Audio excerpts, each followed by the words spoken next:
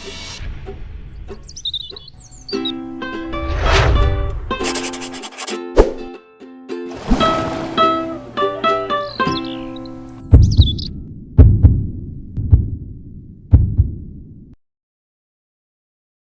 noite a todos. Boa noite.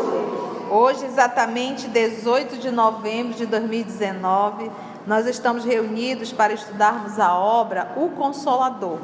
E hoje nós vamos retomar realmente a questão 354, a nossa discussão da questão 354. Vamos fazer a nossa prece de abertura? Senhor Jesus, te agradecemos por estarmos aqui mais uma vez para estudar as lições que Emmanuel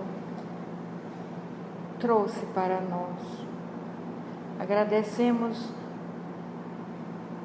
a espiritualidade amiga desta casa que nos acolhe com tanto amor. E agradecemos a Conceição por estar sempre disponível para nos dar melhores explicações. Fica conosco, Senhor Jesus, agora e sempre, que assim seja. Vamos lá então, 354. Poder-se-á definir o que é ter fé?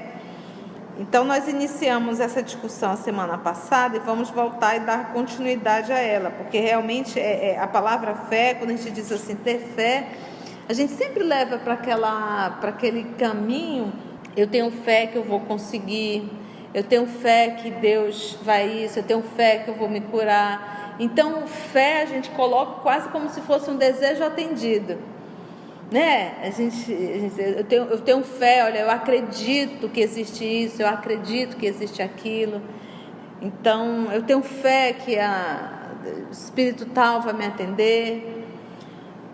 Então ele vem com um conceito novo. Ele diz que ter fé é guardar no coração. Então você vê que é um movimento de sentimento. Ter fé é guardar no coração a luminosa certeza em Deus.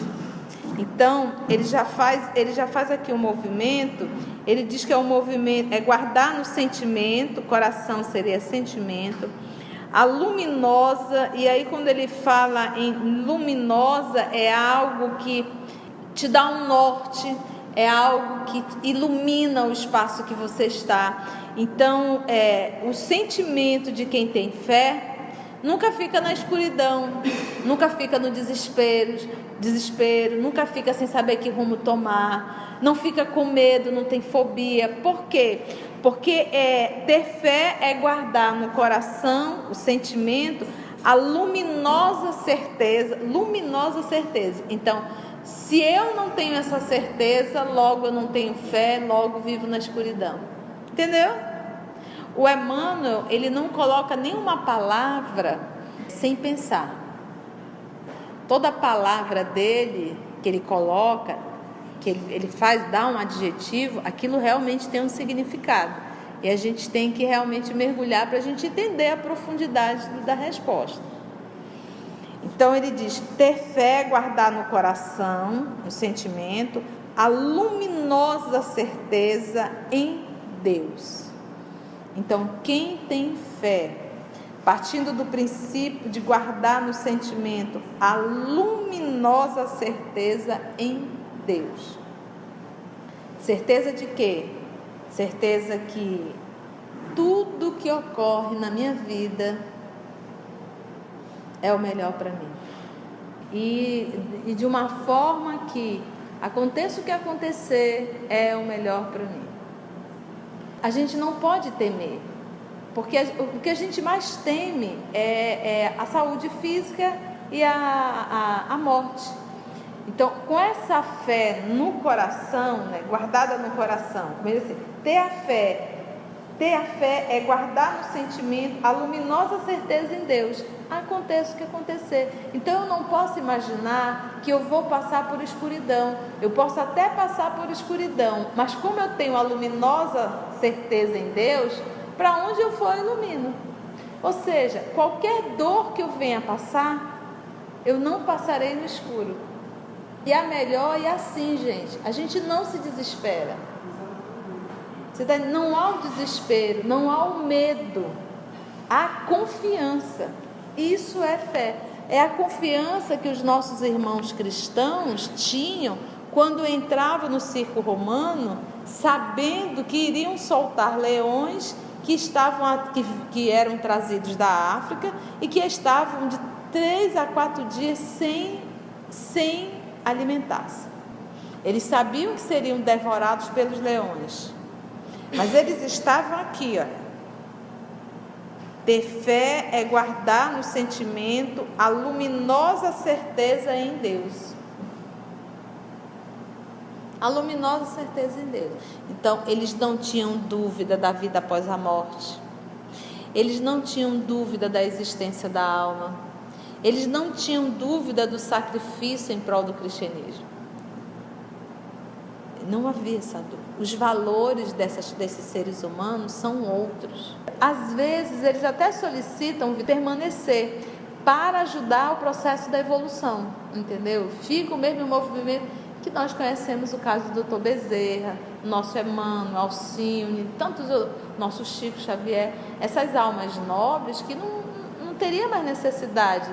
Quando vem em missão, vem realmente em missão para ajudar os que aqui estão. Mas os valores dessas almas são outros. São outros valores. Eles não faz sentido correr atrás do que a gente corre para eles. Então ele continua dizendo assim, ó, certeza. Então ele diz, ter fé é guardar no coração a luminosa certeza. Acho que a palavra-chave aqui, ó, certeza. Certeza em Deus. Certeza que ultrapassou o âmbito da crença religiosa, tá? Não se limita à crença religiosa. Fazendo o coração é o quê?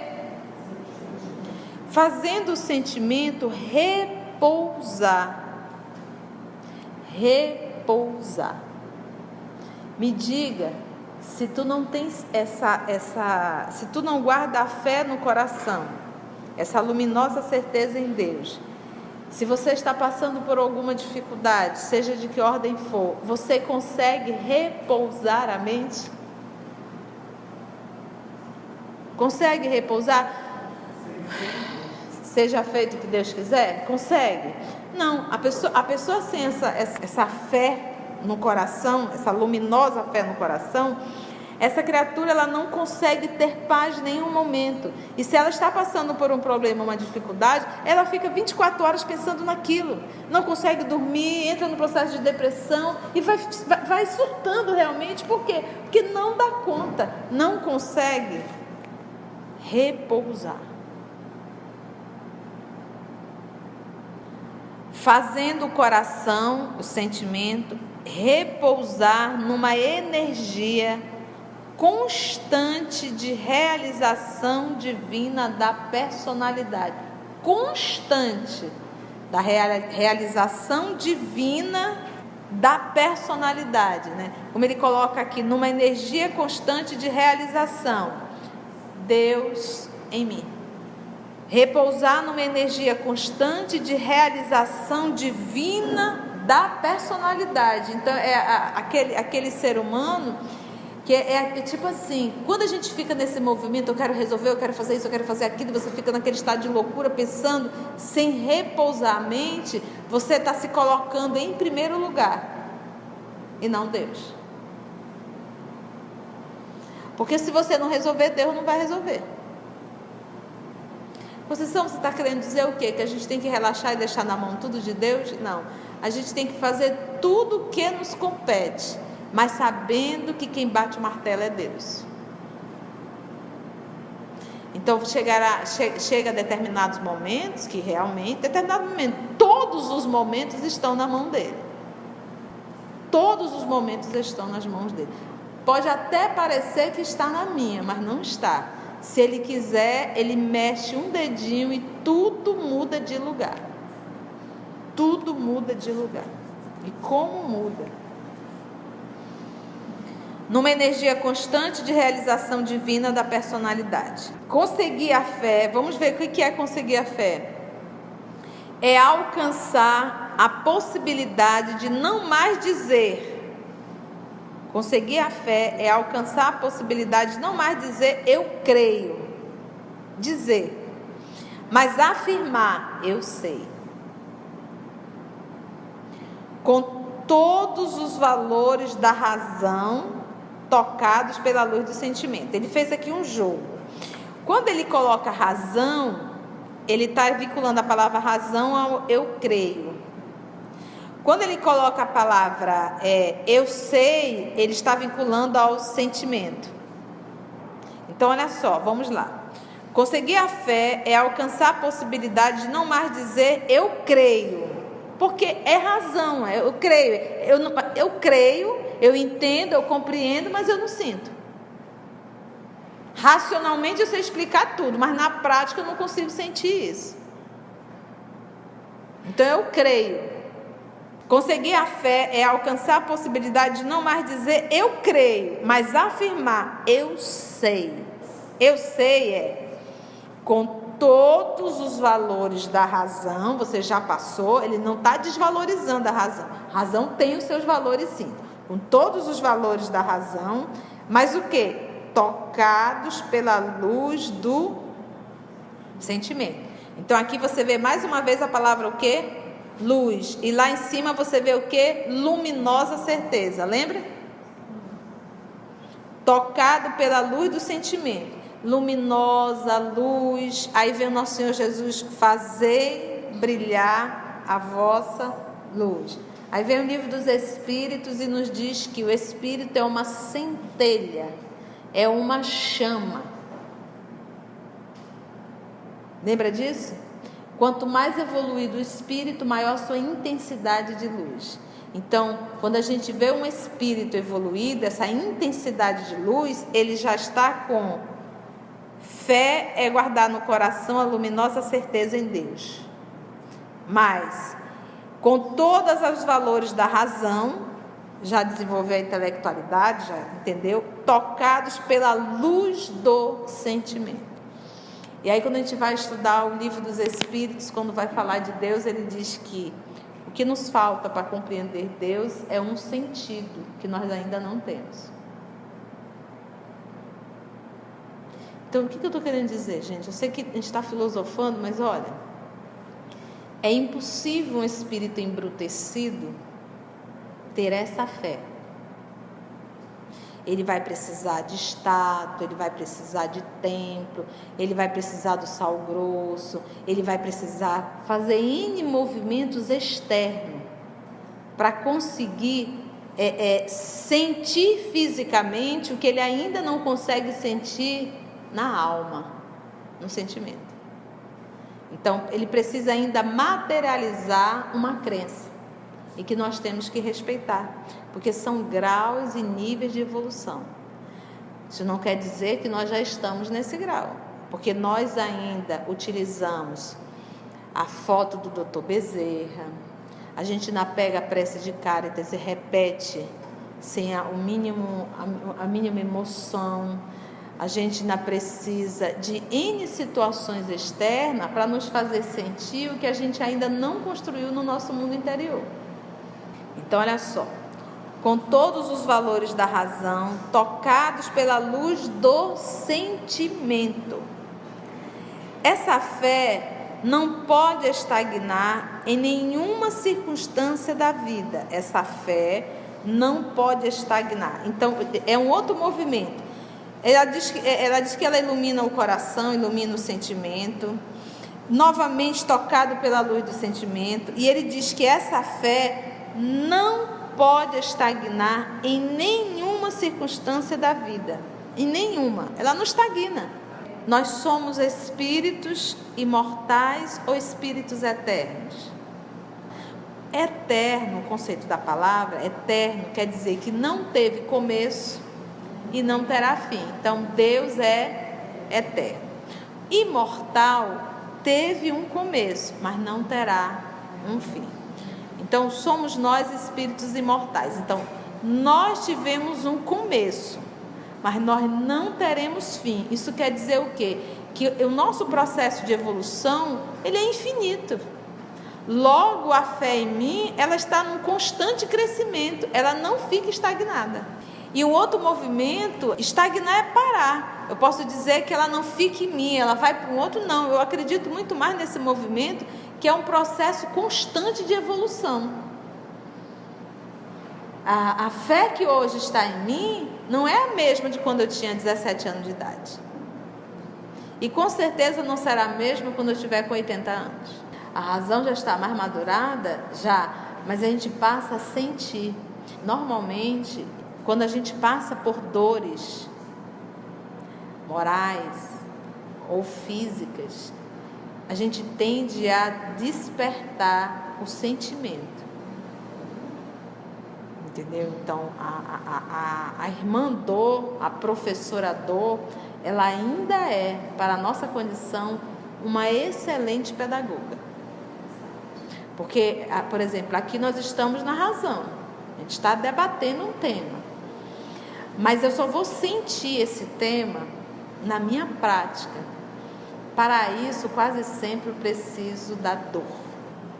O outro movimento, não há um ser humano na face da terra que não passe por dores físicas ou morais, uns mais e outros menos, mas ninguém está isento da prova.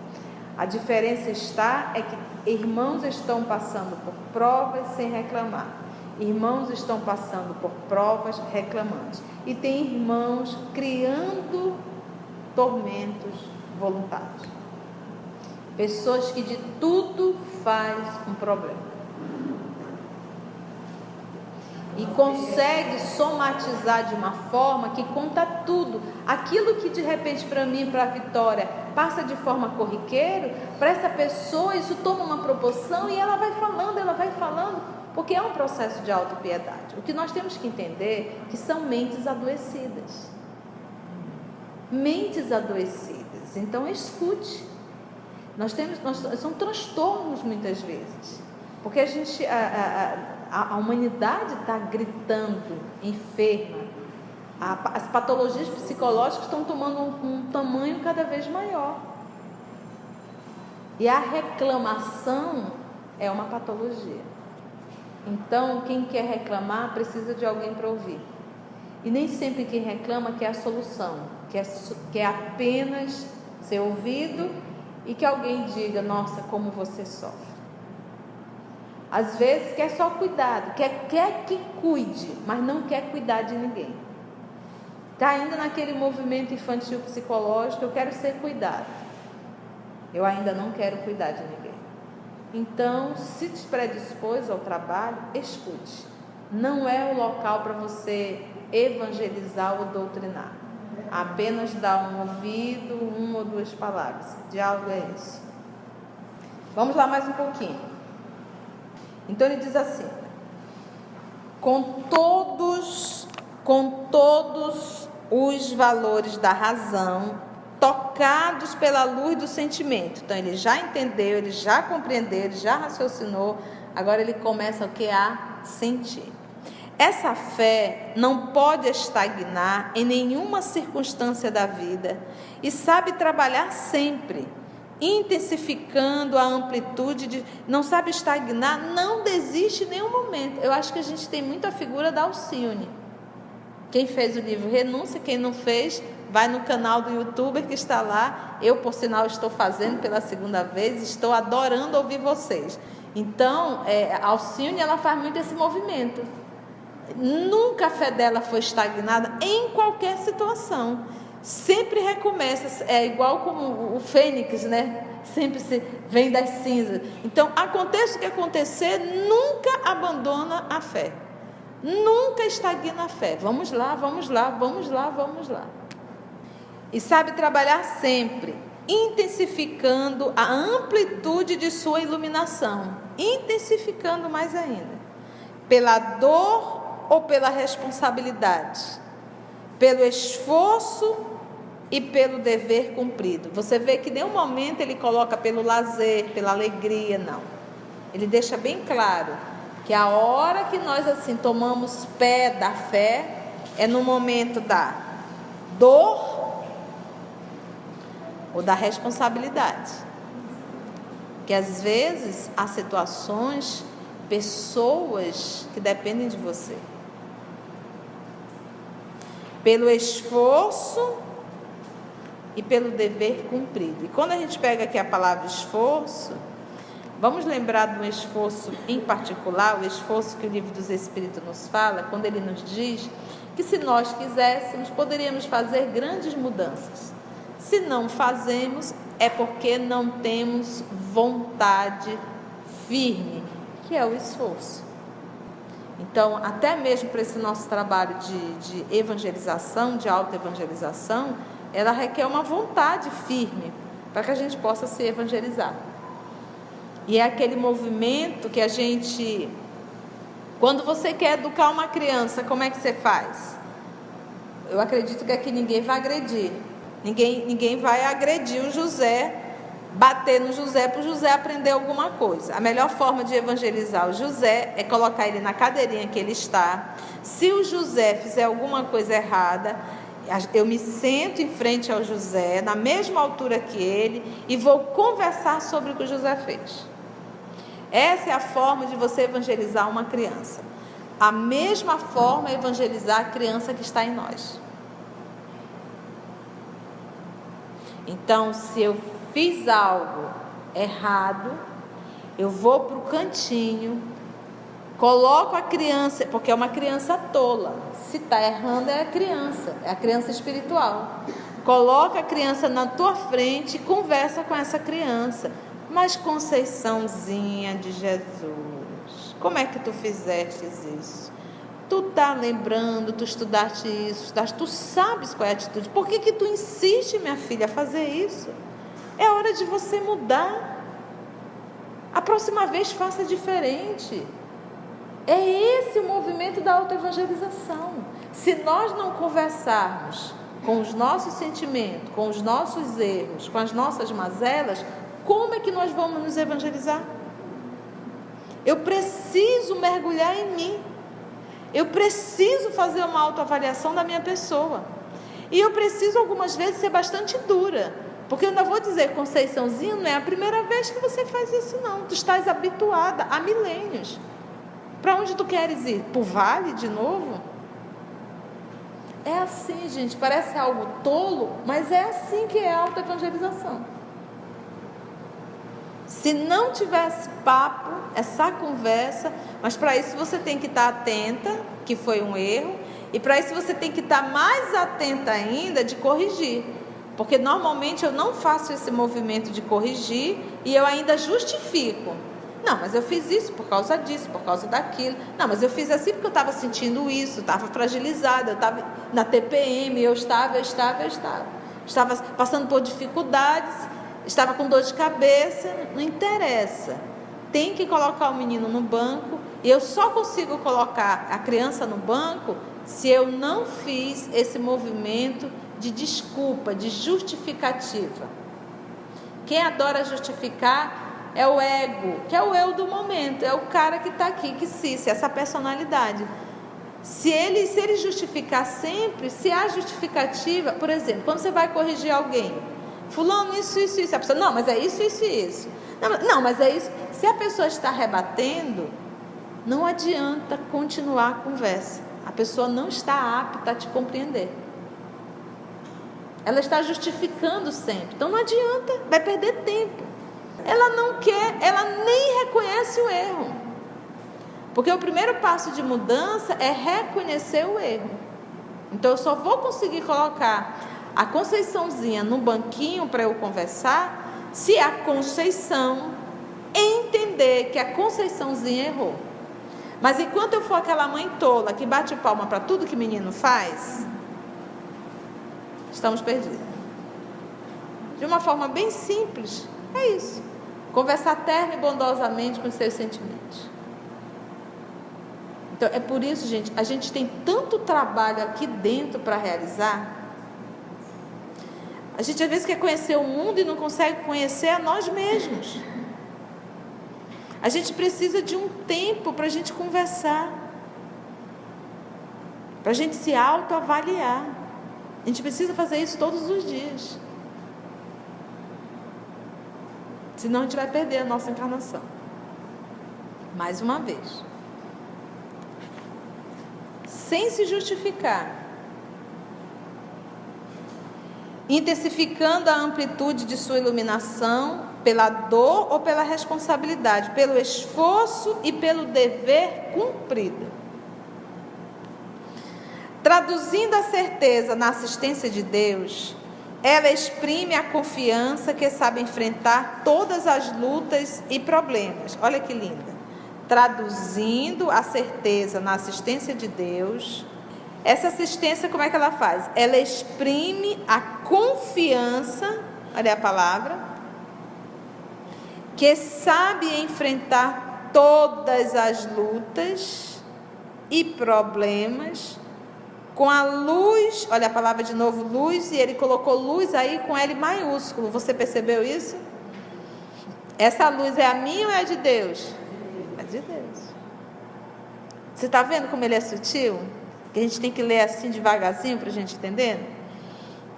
Que sabe enfrentar todas as lutas e problemas com a luz divina no coração. Sentimento.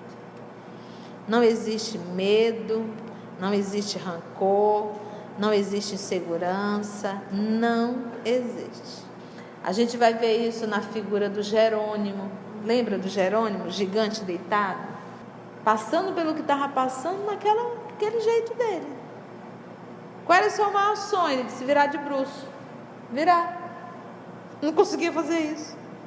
Olha só. Dava palestra, era carregado, ele entrava na cama, porque ele era tetraplégico. E tinha um vozeirão. E as pessoas iam procurar Jerônimo para se consolar. Ouvir dele palavra amiga. Você imagina isso? E aí, além de tetraplégico, cego. Que sabe enfrentar todas as lutas e problemas com a luz divina no coração. E significa a humildade redentora. Humildade. Eu não sou Deus.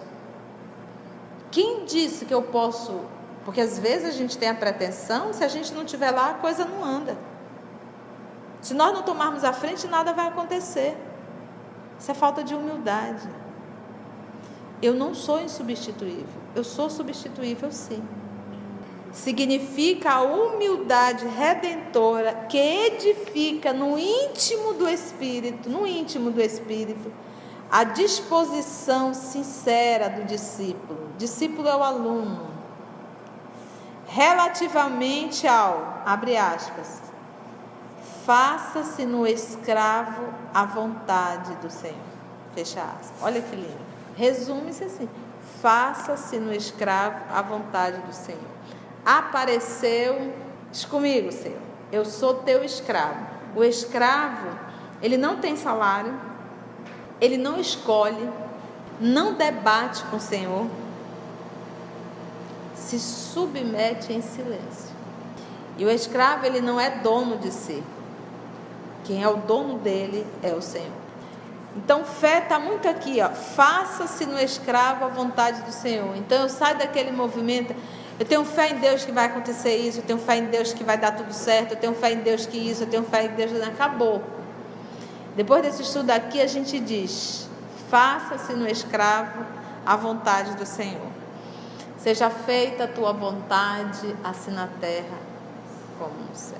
Estamos todos em aprendizado.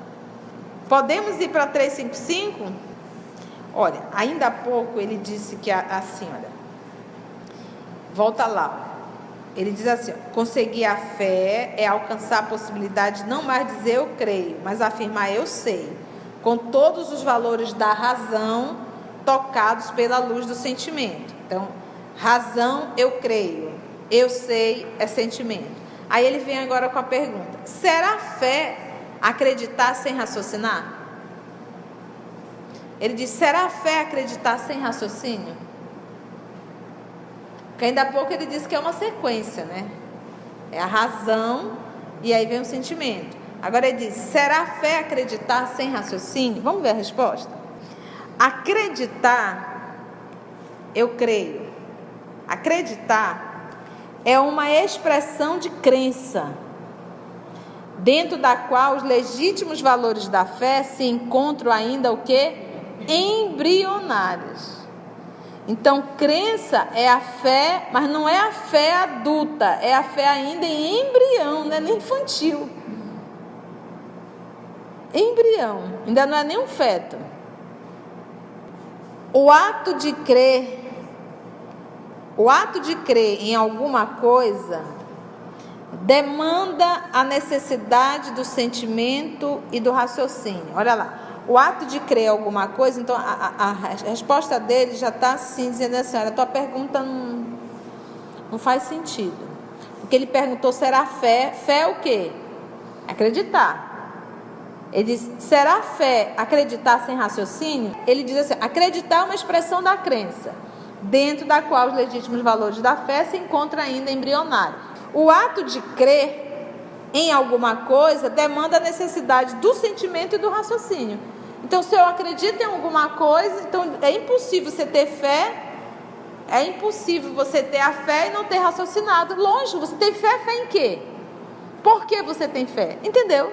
A pergunta não faz sentido.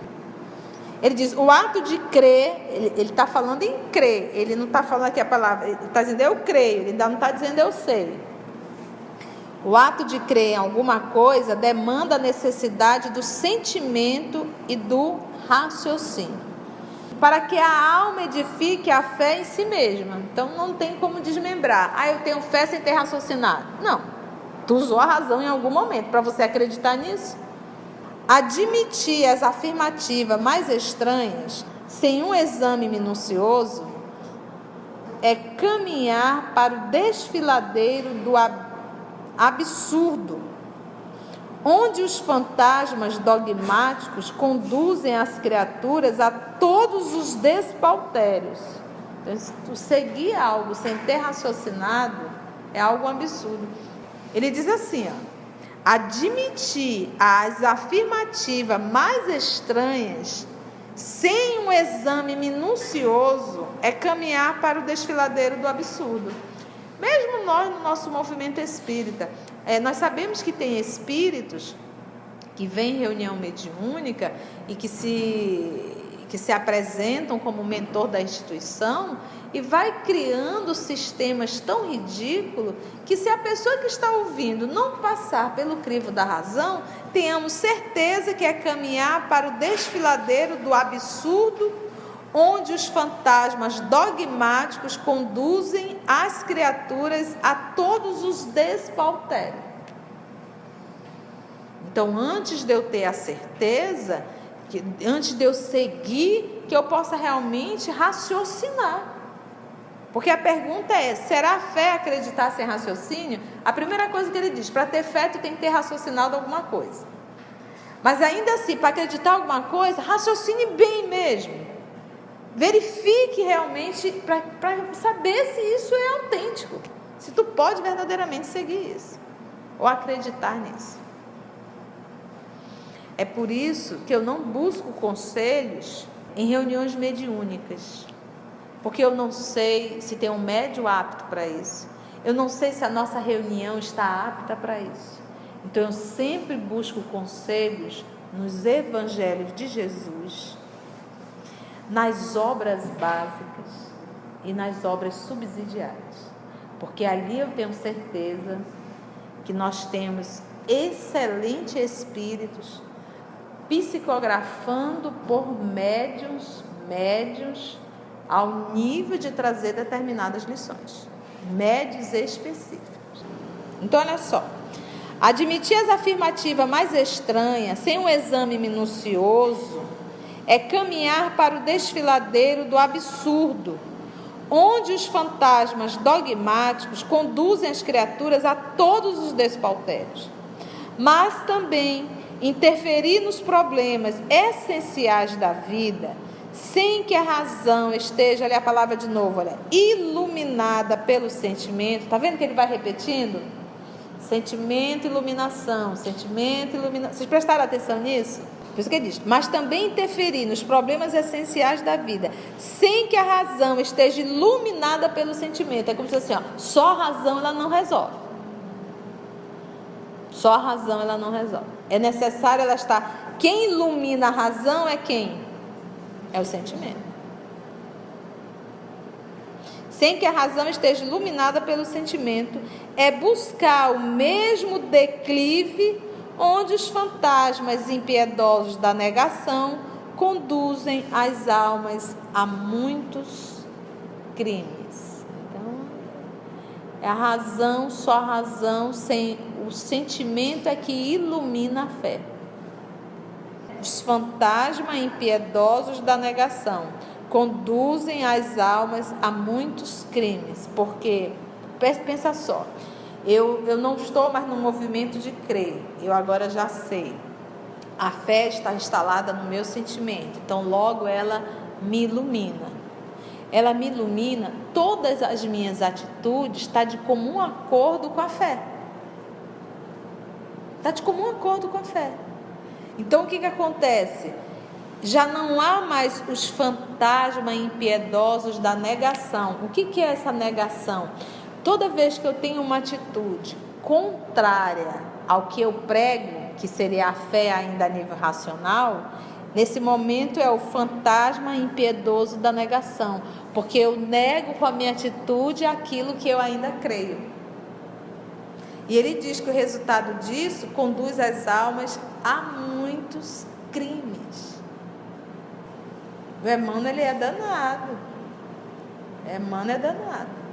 Você tem que ler com bastante atenção as entrelinhas, porque ele diz muita coisa em um pequeno espaço de frase. Vamos mais uma? 356. A dúvida raciocinada no coração sincero é uma base para a fé? Toda dúvida que se manifesta na alma cheia de boa vontade, porque ele disse que a dúvida raciocinada, mas num coração, né, num coração sincero. Ele diz, toda dúvida que se manifesta na alma cheia de boa vontade, que não se precipita em definições, princípios anteriores a experiências, tá? Que não se precipita em definições anteriores, né, dentro de sua sinceridade, ou que não busca a malícia para contribuir em suas cogitações, é um elemento benéfico para a alma, na marcha da inteligência e do coração rumo à luz sublime, sublimada da fé. Mas ele coloca que é sem malícia, porque às vezes a dúvida, existe uma dúvida, mas é com malícia realmente. Eu estava ouvindo um seminário e a pessoa defendendo que Deus não perdoa. Deus não perdoa porque Deus não se sente. Esse jogo de palavras que a gente faz sem entender. A gente faz um jogo de palavras, mas a gente tem que entender o que a gente está falando. Não, porque para Deus perdoar, Deus tem que se sentir magoado. E Deus não se magoa porque Ele não tem nenhum tipo de sentimentos humanos. Aí a pessoa me vem com a pergunta. Nos momentos finais da cruz, Jesus diz, Pai, perdoa, porque eles não sabem o que fazem.